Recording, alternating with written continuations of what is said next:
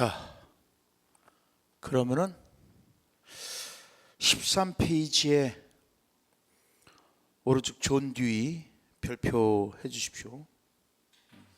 우리가 이제 듀이는 뒤에서 또 이제 할 겁니다. 뒤에서는 이제 별표를 좀 더 많이 하셔야 될 거예요. 우선 듀이는 교사의 역할은 성인 교육에서 재현된다. 그죠? 자, 여기 보세요. 지금 듀이에게 있어서 중요한 개념이 이 경험이란 말이에요. 그래서 듀이는 경험을 어떻게 정의를 내리냐면은 유기체와 유기체를 둘러싼 환경과의 상호작용이라는 말을 해요. 그러니까 나를 둘러싼 환경과의, 뭐 예를 들어서 지금 내가 이 자리에 있을 때 나를 둘러싼 이 노량진의 이 환경들, 그의 상호작용을 통해서 나는 새로운 경험을 하게 되는 것이고, 제가 또 이제 다른 데 갔을 때는 거기서의 환경과의 상호작용을 통해서 또 새로운 경험을 얻는다는 거죠. 그래서 유기체와 유기체를 둘러싼 환경과의 상호작용을 경험으로 정의를 내리고 또 성장에 대한 정의를 내립니다. 그러면 이 성장에 대한 정의는 뭐냐? 이러한 경험을 재구성을 하면서 재조직하면서 성장한다라고 봐요.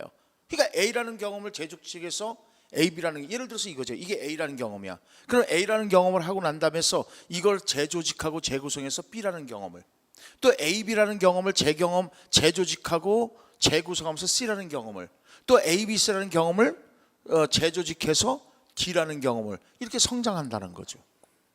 그래서 성장에 대한 정의를 갖다가 경험의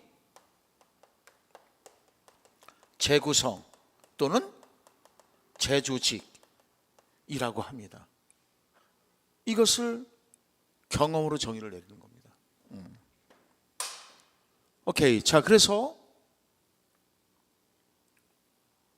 듀이가 성인 교육과 이제 학교 교육을 우리가 봤을 때, 요 성인 교육과 학교 교육을 우리는 반드시 비교해서 머릿속에 집어넣어야 될 부분인데요. 그게 어디냐면요, 일단 14페이지 평생교육에서 좌측 맨 하단이요. 아동교육과 성인교육 비교해놨죠. 그걸 별표 와장창 하십시오. 자, 학교 교육은 당연히 교사 의존적입니다. 그런데 성인 교육이 자기주도적이에요. 성인 교육이. 오늘날 학교 교육을 자기주도적으로 가게끔 해요. 그죠? 그런데 우리가 학교 교육과 비교가 됐을 때는 학교 교육이 자기주도적이 아니야. 학교 교육은 그 교사 의존적이죠. 자기주도적이라는 것은 스스로 자기가 지시하고 방향 정해서 학습하는 거라고요. 그 자기지시적이라고 얘기해요. 그 다음에 두 번째는 뭐라고 나와 있습니까? 경험이요. 학생들은요, 경험을 제한적으로 사용할 수밖에 없어요.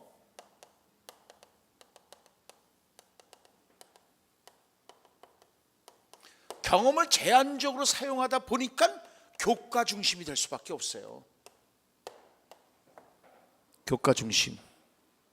그래서 페다고기 맨 마지막에 뭐라고 하냐면은 성인 대비이기 때문에 교과목 지향적이다라고 얘기를 하고 있습니다. 근데 안드라고기는요, 경험을 전면적으로 사용해요. 그러면서 얘네들은 미래지향적이잖아요. 미래를 위해서 하는 거야. 그런데 성인들은 안 그래요. 지금 현재 당장 나의 이 문제를 해결하기 위해서 성인 교육이 이루어지는 거예요. 부동산 자격증 따는 것도 그거예요. 지금 현재 나에게 벌어진 그 문제를 해결하는 데 있어서 대단히 중요하게 작용하는 거예요. 그래서 경험을 전면적으로 사용하다 보니까는 결국은 거기 나온 것처럼 뭐라고 나온 거예요? 성과지향적이에요. 현재 미래가 아니야. 현재 생활에 활용할 수 있는 지식을 학습하기 때문에 성과지향적이란 말이죠. 성과지향적이다.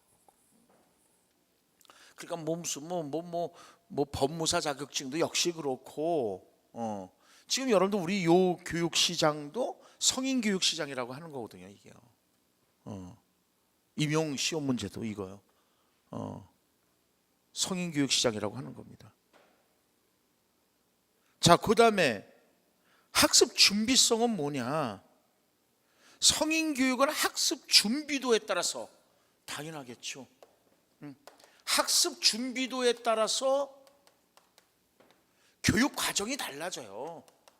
쉽게 얘기하면요, 내가 교육 과정을 선택을 해요. 그래서 내가 부동산 중개사 자격증을 받을 것이냐? 그러면 그 교육 과정을 선택하는 거죠. 아니면은 내가 뭐 독서 지도사다. 그러면 그 교육 과정을 이수해야 돼. 그런데 학교 교육은 그렇지 않죠. 교육 과정이 먼저 정해져 있죠. 그죠? 이 교육 과정에 따라서 학습 준비도가 결정이 된다는 거예요. 그래서 학습 준비도에 따라서 교육 과정이 편성되는 것은 안드라고기라면은, 페다고기는 교육 과정에 따라서 학습 준비도가 결정이 된다. 그 다음에 이제 학습을 어떻게 적용할 것이냐. 당연히 성인 교육은 현재의 문제를 해결해야 되는 거잖아요. 현재의 문제를 해결해야 되기 때문에 즉시 사용이겠죠. 즉시 사용. 근데 여기는 미래라고 했잖아요. 미래요. 그러니까 나중에 사용하겠죠. 나중에 사용한다. 학습의 초점을요, 당연히 성인 교육은 아까도 얘기했지만은 현재 실제 생활하는 데서 나에게 당면한 그 문제를 해결하는 데 초점을 두고 있어요. 그러나 여기는 안 그렇죠. 학교 교육은요, 아이들의 발달 단계에 따라서 고려가 되는 거기 때문에 개인에게 중점을 둔다라는 말을 하는 겁니다. 그래서 다시요, 앞으로 이제 원위치 하겠습니다. 13페이지요. 그래서 거기다가요, 성인 교육 해놓고 그 존 듀이에서 교사의 역할은 성인 교육에 의해서 제한된다 그래서 거기 성인 교육에다가 동글배기 해놓으시고 14페이지 좌측 하단 이렇게 써놓으시면은 공부하시기가 좀 편하시겠죠. 프레리는 문제제기식 교육인데 그건 또 나중에 하도록 하겠습니다. 그 다음에 밑으로 내려서 이제 콜브의 경험학습이 있습니다. 그거 별표 와장창 하셔야죠. 콜브의 경험학습. 그거는 뒤에서 나중에 하도록 하겠습니다. 콜브의 경험학습은 어디에 있냐면요,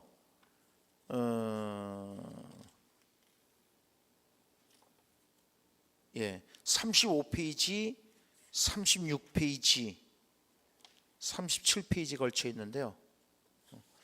나왔으니까 아주 해버리죠, 모르면. 그죠? 나왔으니까 해버리겠습니다. 다 복사가 안 됐어요? 35페이지 없어요? 복사가 안 됐어요? 몇 페이지까지 돼 있어요? 있어요? 예. 35페이지 15번 콜브의 경험학습 이론. 같이 하도록 하겠습니다.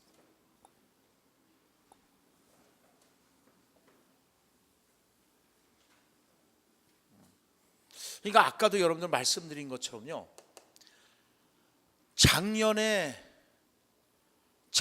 시험에 나온 게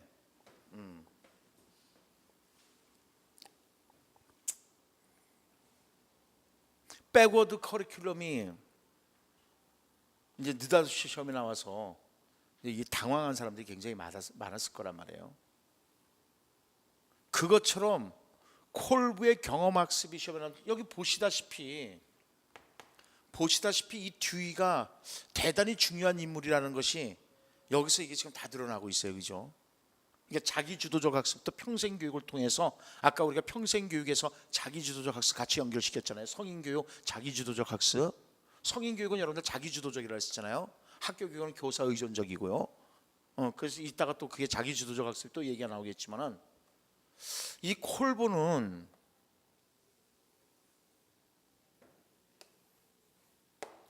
지금 경험학습으로 이제 얘기를 한단 말이에요. 근데 지금 얘기했지만은 반성과 경험이에요. 자, 아까도 얘기했지만 성인교육은 문제 해결 학습이라고 그랬죠. 듀이가 말하는 것이 뭐냐면 문제 해결 학습이에요. 자, 여기 보십시다. 여기다 쓸게요. 듀이가 있고 킬패트릭이 있어요. 그래서 듀이는 문제 해결 학습이에요.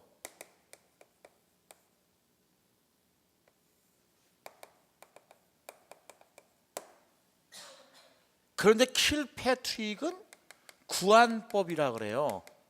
또는 이제 프로젝트 법이라고도 해요.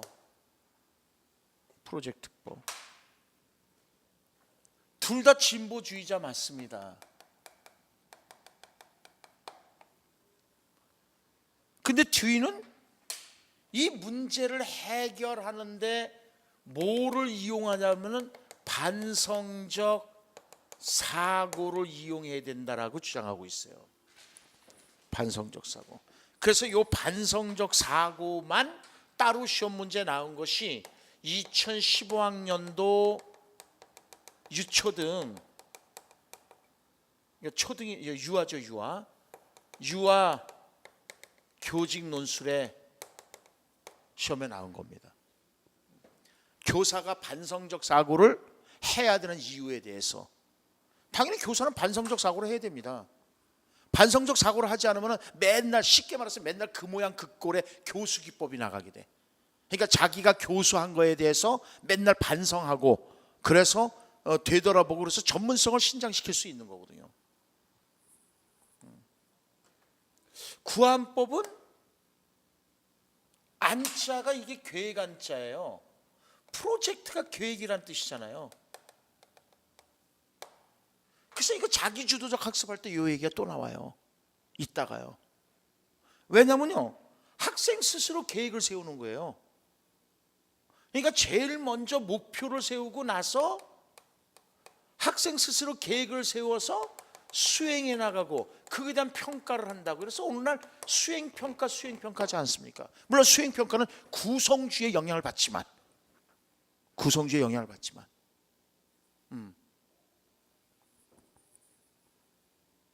그래서 반성적 사고를 대단히 중요시한다고 그래요. 그러니까 아까도 얘기했지만 성인교육에서는 어떻게 한다 그랬어요? 문제 해결을 지금 현재 당면한 문제 해결이야. 그러니까 잘 보세요. 진보주의는요, 미래를 중요시하지 않아. 현재를 중요시하죠. 지금 현재를 굉장히 중요시합니다. 진보주의는 그래요. 진보주의는요.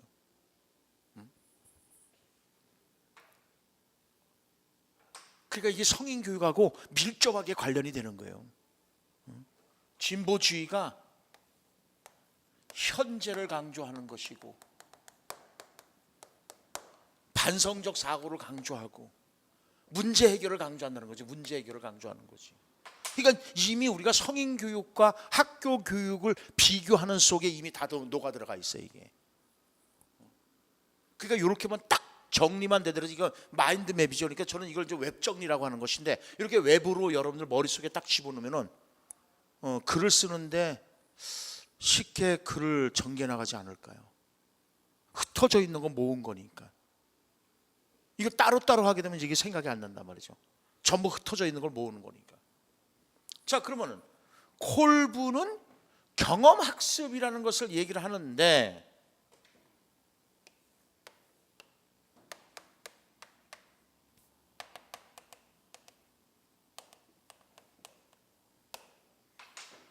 보시죠.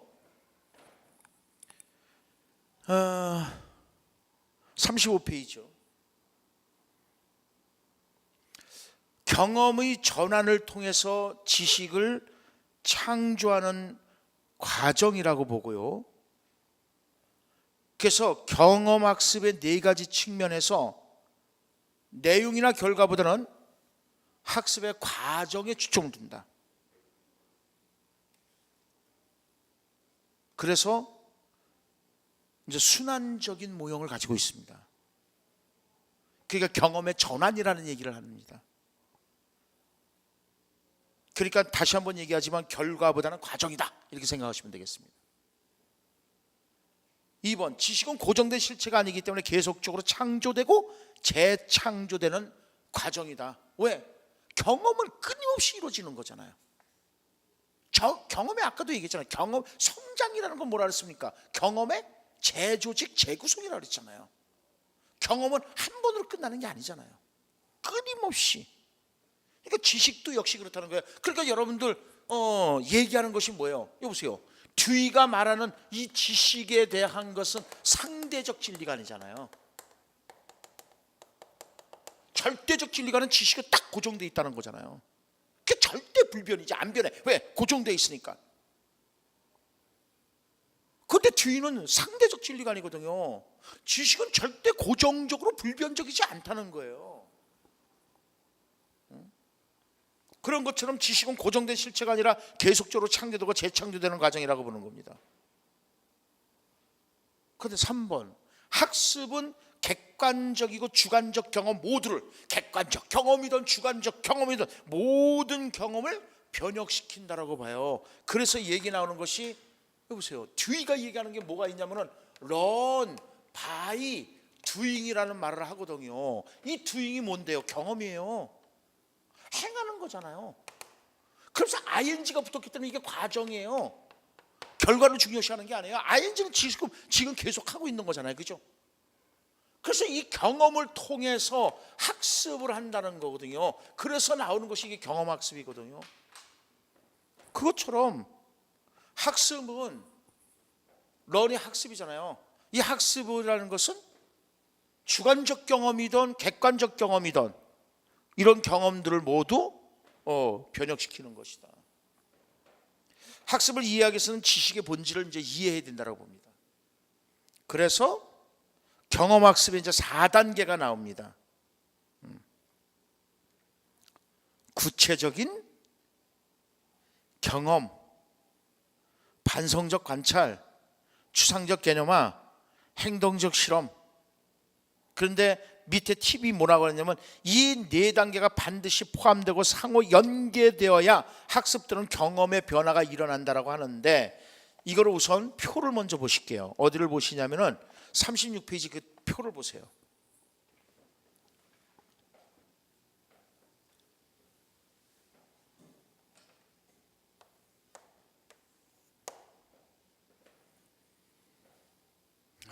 이렇게 표를 보고 아까도 얘기했지만 경험과 반성이잖아요. 그죠? 네. 그러니까 Y축을 경험으로 보고 X축을 반성으로 보자 이거예요. 그래서 이 경험인데 하나는 구체적인 경험이라는 거죠. 구체적인 거. 그리고 밑에는 좀 물어본 거예요. 추상적 경험에 여기는 반대가 되는 거예요. 이쪽하고 이거는 반대가 되는 거예요. 그러니까 구체적 경험, 그러면 여기는 추상적 경험이라는 것보다는 저 경험의 반대가 뭐입니까? 개념이죠, 개념. 생각하는 거예요. 그래서 구체적이지 않고 추상적 개념이라는 거죠. 그 다음에 이쪽은 이제 반성적 성찰이라고 해요. 그럼 반성적의 반대는 뭐예요? 활동적이죠, 뭐. 그죠? 반성적이라는 것은 가만히 생각만 하는 거잖아요. 근데 여기는 활동적이라니까 실험을 할 거란 말이죠. 그래서 활동적 실험 또는 능동적 행동 이렇게 얘기하기도 한단 말이에요. 이랬을 때 여기를 적응적 학습자라고 해요. 적응적. 적응의 반대가 뭡니까? 동화죠, 동화. 그다음 여기를 뭐로 봅니까? 분산. 여기는요, 수렴. 이 분산을 확산이라고도 하는 거예요. 확산적. 확산적의 반대는 수렴이죠. 확산적 반대는 수렴이에요. 그러니까 확산적 학습자는 구체적인 경험과 반성적 성찰을 통해서 이루어진다는 거예요. 그런데 수렴적인 학습자는 활동적 실험과 추상적 개념을 통해서 이루어진다라고 보는 거예요. 반성적 성찰과 추상적 개념은 이제 동화, 구체적인 경험과 활동적 실험을 통해서 이루어지는 것은 적응적 학습자라고 해서 이렇게 이제 네 가지로 나누는 겁니다. 그럼 다시 한번 보시죠. 35페이지요. 3번에 경험, 학습 경험의 네 가지 단계, 실제적으로 경험하는, 이게 이제 실제적으로 경험한다는 거죠.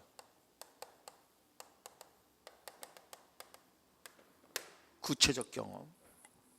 그다음에 다양한 관점에서 경험을 반추하는,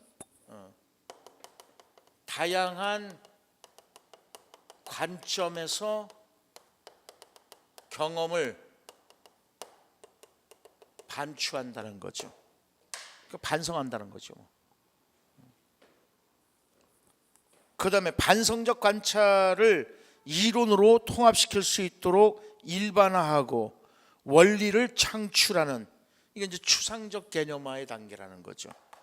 그러니까는 반성적 관찰을, 반성적 관찰, 반성적 성찰이겠죠. 반성적 관찰, 반성적 성찰을 이론으로 통합시킬 수 있도록 개념화시키는 거니까 이론화시키는 거거든요. 그죠? 개념화시키니까 이론화시키는 거니까는 반성적 성찰, 반성적 관찰을 이론화시키는 거죠. 이론으로 통합시킬 수 있도록 일반화하고 원리를 창출하는 겁니다. 여기가 원리를 창출하는 단계예요. 원리 창출. 여기는 실제적인 경험이라면 여기는 원리를 창출하는 단계다. 그다음 행동적 실험은요, 학습한 것을 다른 구체적인 상황에서 검증하는 겁니다. 실험을 하기 때문에요. 그래서 학습한 것을 구체적인 상황에서 검증하는 것입니다. 그래서 35페이지 맨 밑에 2번 특징, 새로운 개념이나 원리를 학습해 나가는 과정에서 개개인 나름대로 지식을 다루는 독특한 방식이 있더라 이거예요. 그래서 그에 알맞은 교수 방법이 적용이 돼야 된다는 거예요. 그러니까 이런 학습자에게는 그에 알맞은 교수 방법이, 이런 학습자에게는 그에 알맞은 교수 방법이, 이런 학습자에게는 그에 맞는 알맞는 교수 방법이, 이런 학습자에게는 그런 알맞는 교수 방법이 적용돼야 된다. 그래서 이제 보시죠. 적응적 학습자, 이거 여기죠. 적응적 학습자는 새로운 상황에 잘 적응해. 그렇겠죠? 왜냐하면 구체적인 경험하잖아요. 구체적으로 실제적으로 경험할 뿐만 아니라 아주 액티브하게 실험을 하기 때문에 새로운 상황에 잘 적응하고, 그러니까 계획 실행이 뛰어납니다. 왜? 액티브하기 때문에. 대인관계 영향력을 발휘하고 지도력이 있습니다. 그럼 발산형을 보겠습니다. 발산형 또는 분산형. 발산, 여러분들 발산적 사고, 활산적, 이거 발산이라는 거예요. 똑같은 말이에요.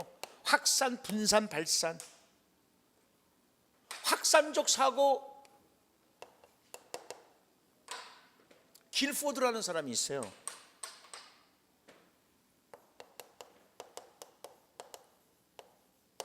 길포드가 확산적 사고, 발산적 사고를 얘기하는데, 확산적 사고, 발산적 사고 하면서 나오는 것이 이게 바로 창의력 개념으로 쓰이는 거예요. 우리가 수학에서도 리미트 x가 무한대로 발산한다는 거잖아요. 그러니까 끝이 없잖아요.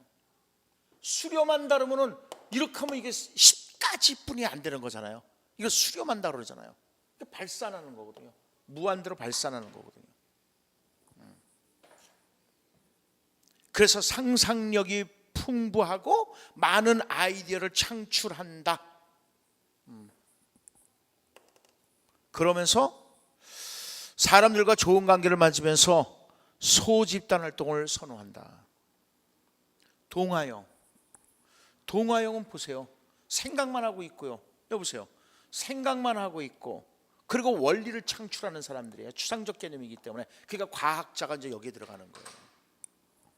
과학적이고 논리적으로 사고하는 경향이 있으며 계획을 수립합니다. 아까도 얘기했지만 여기 보세요. 여기는 계획을 실행하지만은 여기는 계획을 수립한다고요. 그래서 여기는 액티브하기 때문에 실행하지만 여기는요, 개념이야. 추상적 개념이고, 즉 원리를 창출하고 그다음에 반성적 상찰, 반성적 관찰, 반성적 사고를 하기 때문에 계획을 수립한다고요. 여기는 계획을 실행하는 것이고, 차이가 있죠. 계획 수립하기, 새로운 이론이나 모형을 만들어내기. 아까도 원리를 창출하니까는 새로운 이론이나 모형을 잘 만들어내면서 신중한 성격이고요. 수렴형은요, 여기죠. 그래서 문제에 대해서 과학적이고 체계적이지만은 그렇게 과학적이고 체계적으로 접근한다는 거죠. 실험하기 때문에요. 활동적 실험을 하기 때문에요. 그래서 기술적인 과제 및 문제 해결 능력이 뛰어나다 이겁니다. 문제 해결 능력이 뛰어나다. 예, 그래서 이게 2011년도 그 밑에 보면은 2011년도 유초등 50번 문제로 나온 겁니다. 그러니까 기억이니까는 당연히 적응적 학습자잖아요, 그죠? 그러니까 적응적 학습자는 어떻게 돼야 된다 그랬어요? 새로운 상황에 잘 적응한다. 그리고 계획 실행이 굉장히 뛰어나고, 또 적응을 잘하기 때문에 어떻게 대인관계가 대단히 활발할 수밖에 없는 거죠, 뭐. 어딜 가든지 적응을 잘하니까는요. 우리가 일반적으로 학교 옮기는데 5년마다 한 번씩 옮기잖아요. A 학교에 발령받잖아요. A 학교에 발령받으면은 전보 발령 기준은 2년이죠, 그죠? 2년 있다가 이제 경기도 같은 경우는 2년 있다가 다른 학교로 옮기고 싶다 그럴 때는 이제 점수가 주어지죠. 그래서 만기가 채워졌냐 안 채워졌냐에 대해서 그 점수에 따라서 이제 전보 발령이 이제 달라지죠. 원한다고 무조건 들어가는 건 아니죠. 근데 기본적으로 한 학교 5년 이상 있으면은 자동적으로 이제 다른 학교로 옮겨야 돼. 그리고 이제 시 같은 경우는 아마 7년이 될 거고, 경기도가 시 같은 경우는 7년이 될 거고, 그러니까 수원시라든가 무슨 뭐 의정부시라든가 이건 7년 있으면 또 다른 시로 나가야 돼. 다른 시로. 그래서 이런 사람들은 그런 데 가서도 적응을 잘한다는 거예요. 적응을 잘하니까 대인관계도 대단히 뛰어나고 지도력을 발휘한다는 거죠.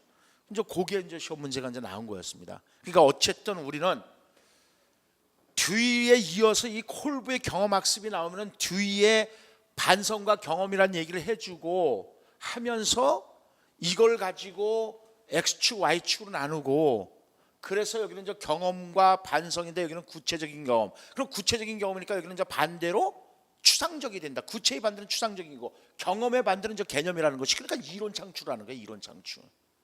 그다음에 여기는 이제 반성적인데 생각만 하는 거예요. 그러니까 반성적 성찰이라면은 이쪽은 당연히 이제 반성의 반대가 액티브한 거죠. 활동적 실험을 한다는 거죠. 그러니까는 구체적 경험과 활동적 실험을 하는 사람을 갖다가 적응적 학습자라고 하는 것이고, 적응의 반대를 동화로 보시면 되는 거고, 그 옆에가 이제 확산적, 발산적이고 수렴적이다라는 거죠. 그러니까 여기 동화적 학습자는 결국 뭐예요? 반성적 성찰과 개념, 즉 원리를 창출하기 때문에 이 사람들은 계획을 수립하는 걸 잘 수립해. 대단히 이론적이기 때문에. 그러나 이런 계획을 수립한 것을 실행할 줄 아는 사람들은 이쪽이에요. 이쪽이라는 거죠. 오케이. 그래서 35페이지에 15번 콜브의 경험학습이론, 별표 와장창 해놓으셨으리라고 생각하고 다시 원위치로 가겠습니다.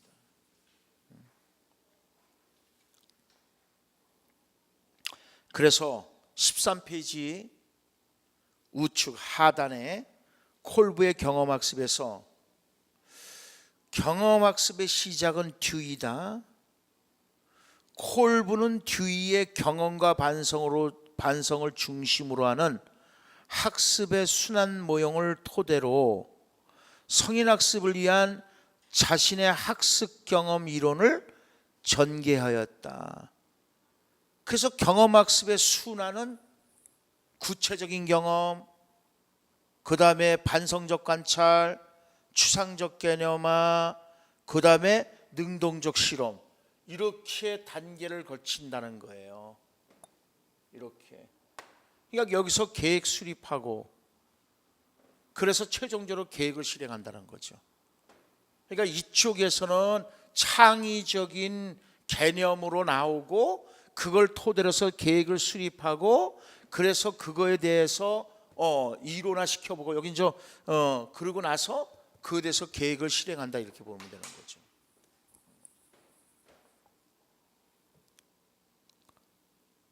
이 구도 속에서 콜브는 학습의 4가지 양식으로서 이렇게, 그러니까 이 그림을 여러분들 머릿속에 넣고 있으면 되죠. 얼마든지 쓸 수가 있는 거죠. 결국은 맥타이하고 위긴스의 그 백워드 커리큘럼도 타일러 모형이라든가 이런 것들에 대한 올바른 이해가 있었다면은, 그죠? 백워드 커리큘럼도 얼마든지 쓸 수 있는 것처럼 이거에 대한 기본적인 이해를 통해서 이게 머릿속에 들어가 있다면은 얼마든지 훌륭하게 쓸 수가 있다는 거죠. 예.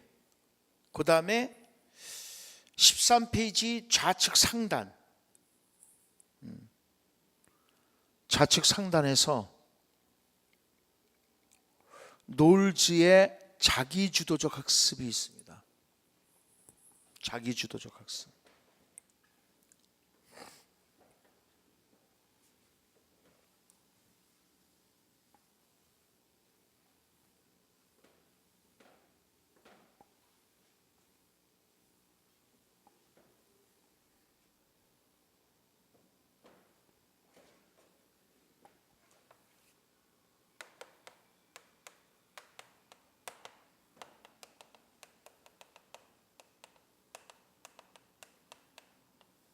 자, 다시 한번 말씀드리지만은 아까 얘기했지만 학교 교육은 교사 의존적이고, 그죠? 그 다음에 성인 교육은 자기주도적이다, 이거죠. 자기주도적이다. 그러니까 참으로 듀이가 우리나라에서 듀이의 손을 못 넣는 이유가 여기 있는 것 같아요. 그래서 옛날에 객관식 시험 문제일 때도 듀이가 상당히 시험에 많이 나왔었지만은 지금 손을 못 넣는 이유가 여기에 딱 등장해요. 전부 연결돼 있잖아요, 듀이하고. 자, 그러면은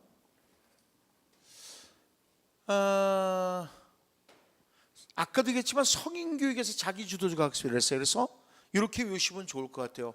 롤즈는 성인 교육의 아버지면서 자기주도적 학습의 대표자예요. 그러니까 이렇게 외우시면 돼요. 성인들은 자기주도적으로 잘 놀지요. 그래서 놀즈, 이렇게 외우시면 될 것 같아요. 자, 그러면은 문제를 한번 풀어보도록 하시죠. 문제를 먼저 풀어보고 나서 자기주도적 학습에 대해서 살펴보도록 하겠습니다. 놀즈의 자기주도적 학습에 대한 설명으로 잘못된 것은 초인지 학습 전략을 적용한다. 성인들은 초인지 학습 전략을 적용하죠. 자, 여기 보시죠. 초인지,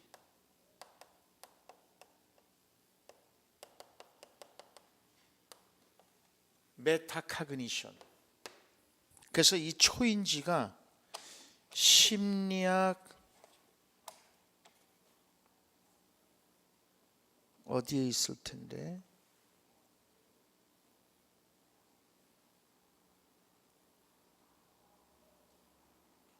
전이 초인지, 103페이지에.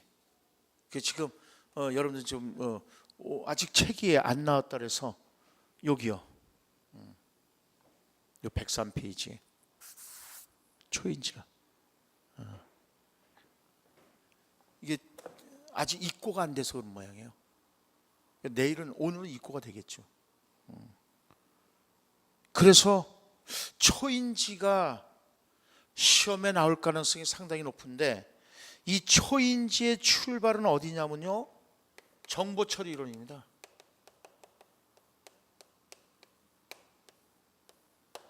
정보처리 이론. 그럼 여기 보세요. 우리가 심리학 영역을 보게 되면요, 요 인지적 영역을 다루는 그 인지주의 심리학이라 그러죠. 인지주의 심리학은 연구 대상을 뭐로 연구 대상을 하냐면은 인간의 사고를 연구 대상으로 삼습니다. 그 다음에 여기가 정신분석입니다. 정신분석은 연구 대상을 인간의 무의식을 연구 대상으로 삼습니다. 행동주의지요. 행동주의는 인간의 객관적으로 관찰 가능한 행동을 연구 대상으로 삼습니다. 그러면 인지주의에 뭐가 있냐면은 형태주의가 있습니다. 그러니까 이 형태주의자들에 의해서 인지주의가 발전합니다. 형태주의자의 대표자가 누가 있냐면은 베르트 하이머라는 사람이 있는데, 이 사람은 파이 현상이죠. 레빈이라는 사람이 있습니다. 이 사람은 장이론이고요. 켈러라는 사람이 있습니다. 이 사람은 통찰설이고요. 그래서 형태주의자들에 의해서 만들어진 인지주의가, 그러니까 형태주의자들도 여기에 해당돼요. 그래서 우리가 형태주의 얘기하다 보면 인지주의하고 같이 간단 말이에요. 그리고 또 인지주의에 나온 것이 정보처리 이론입니다. 정보처리 이론은요, 인간의 이 사고 과정이 있잖아요. 인간이 이 사고를 처리하는 과정이 있는데, 그게 말로 설명할 수가 없어. 뇌에서 하는 일이라. 그래서 그걸 쉽게 이해하도록 하기 위해서 컴퓨터로 비유를 하는 겁니다. 정보처리론이 컴퓨터로 비유를 하는 겁니다. 그래서 그건 조금 이따 보겠습니다.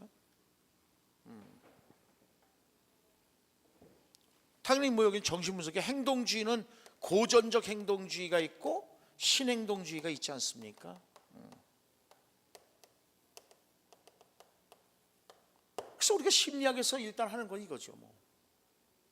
당연히 이 중에서 여러분들 시험 문제에 나올 가능성이 높은 것이 요 인지주의 측면. 물론 행동주의도 당연히, 그죠? 여기 행동주의에서 이제 행동수정이 이제 시험에 나오는 거죠. 행동수정. 쉐이핑이 이제 시험에 나올 가능성이 있죠. 그러니까 이 만약에 욕을 많이 하고 뭐 자리에 막 많이 뜨는 아이들, 이런 아이들을 갖다가 행동을 수정하기 위해서 일단 목표를 딱 설정한 다음에 기초선 딱 정하고, 그 다음에 강화인자, 벌인자를 한 다음에 그걸 시행하고 하면서 행동을 수정을 하려고 하는 거죠.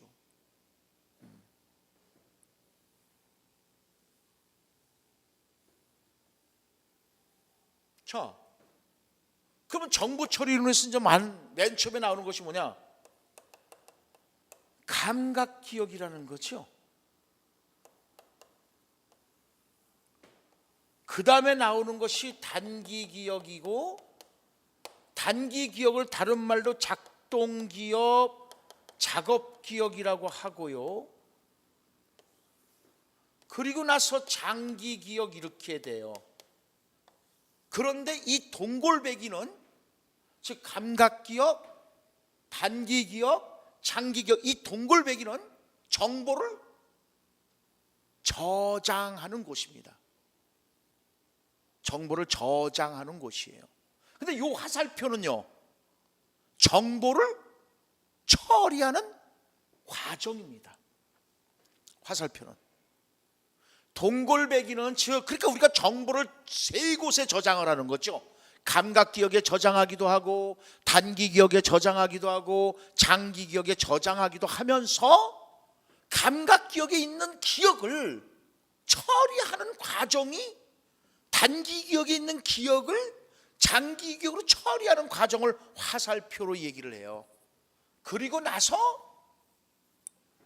이렇게 한 다음에 여기다 뭐라고 쓰냐면은 메타인지라고 한단 말이에요. 초인지 메타인지. 그럼 이 메타인지는 뭐라고 정의를 내릴 수 있겠어요? 정보 처리 과정이겠죠. 정보 저장소 문제가 아니야. 그죠? 정보 처리 과정을 조절하거나 통제하는 것을 의미하는 겁니다. 그러면 감각 기억에서 단기 기억으로 가는데 최초로 나타나는 정보 처리 과정이 뭐냐는 거야. 정보 처리 과정이 뭐냐는 거야. 이게 시험 문제 간단합니다. 정보 처리 이론에서 쓸 때 그렇게 쓰면 되는 거죠. 정보 처리 이론에서 정보를 처리하는 과정에서 제일 먼저 나타나는 것이 여기겠죠. 이걸 이제 선택적 주의 집중이라고 그러죠.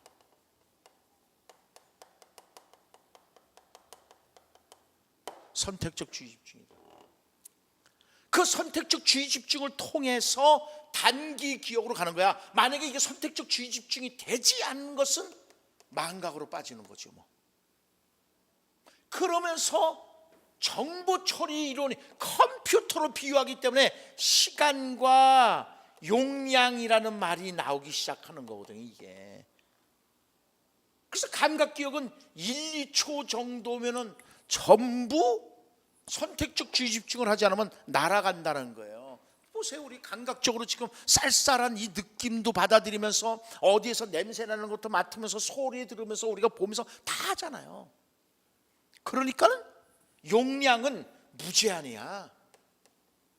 얼마든지 들어와. 그렇지만은 주의 집중하지 않는 것들은 싹을 날아간다는 거야. 저장 안 되죠, 당연히요. 주의 집중한 것만 단기 기억으로 이제 들어가는 겁니다.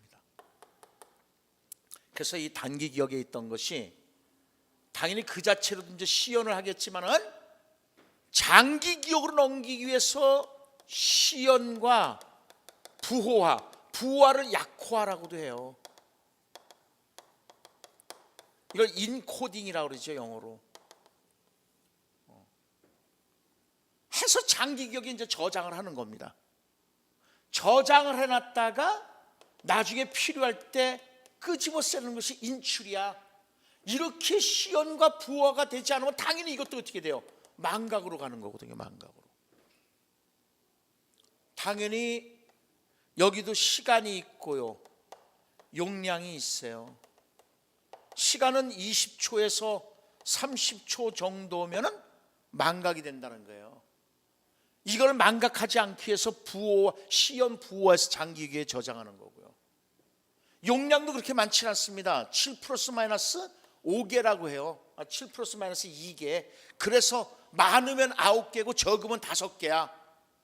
그러니까 이 용량이 너무 적어서 용량을 확대시키기 위해서 나오는 것이 청킹이라고 하는 거예요. 그건 나중에 할 겁니다. 그리고 이제 장기 기억으로 이제 들어가는 겁니다. 장기 기억에서 웬만해서는 망각은 없습니다. 장기 기억에서 웬만해서는 망각이라는 건 없습니다. 다만 인출을 실패할 수 있다는 거죠. 인출을 실패하는 이유는요, 요 부호화와 관련이 되어 있어요. 부호화가 잘못되면은요, 인출하기가 힘들어. 그 인출 실패를 갖다가 뭐라 하냐면은 설단 현상이라고 그래요. 이 설자가 혀설자고요, 단자가 끝단자입니다. 그러니까 어떤 얘기가 나오는 거예요?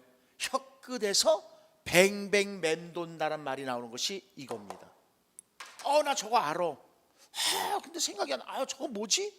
혀끝에서 뱅뱅 맴도네, 이런 얘기를 하잖아요. 그 장기 기억이 이미 저장이 되어 있다는 거죠.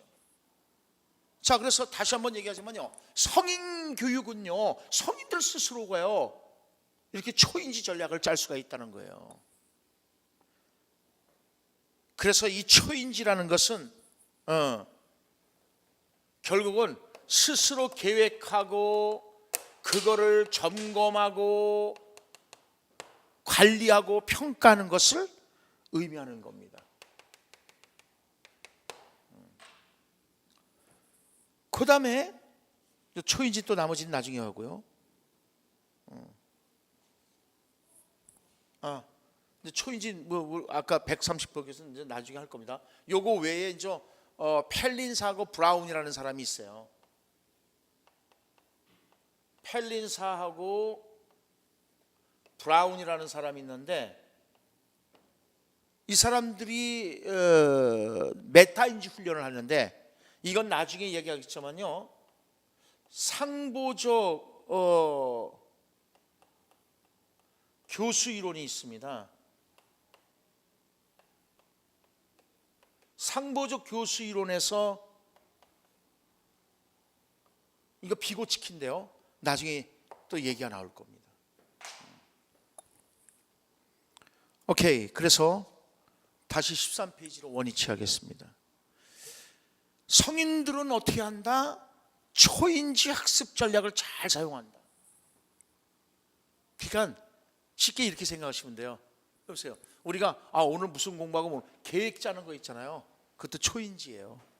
그리고 이거 내가 제대로 실행했나 점검해 보는 것도 초인지고, 그래서 이거 잘했구나 못했구나 평가하는 것도 초인지고, 그다음 오답 노트 만드는 것도 초인지고, 네?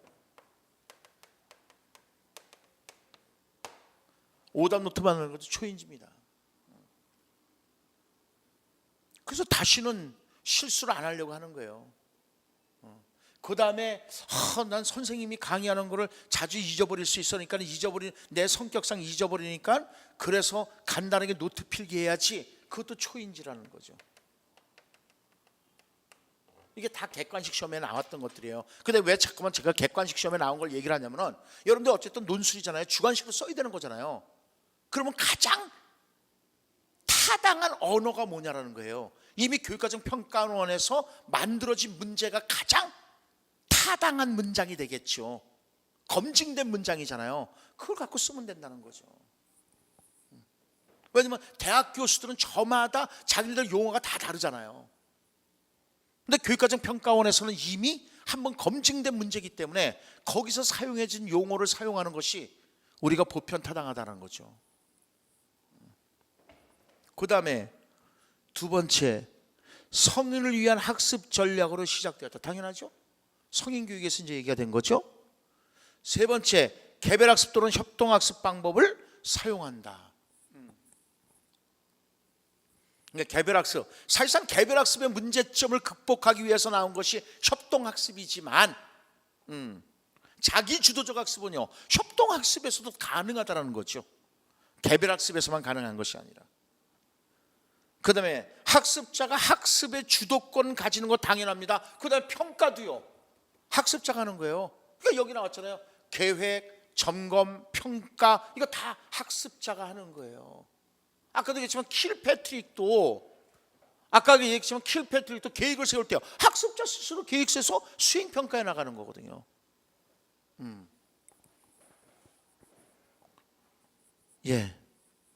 그러면은 잠깐 쉬었다 하겠습니다.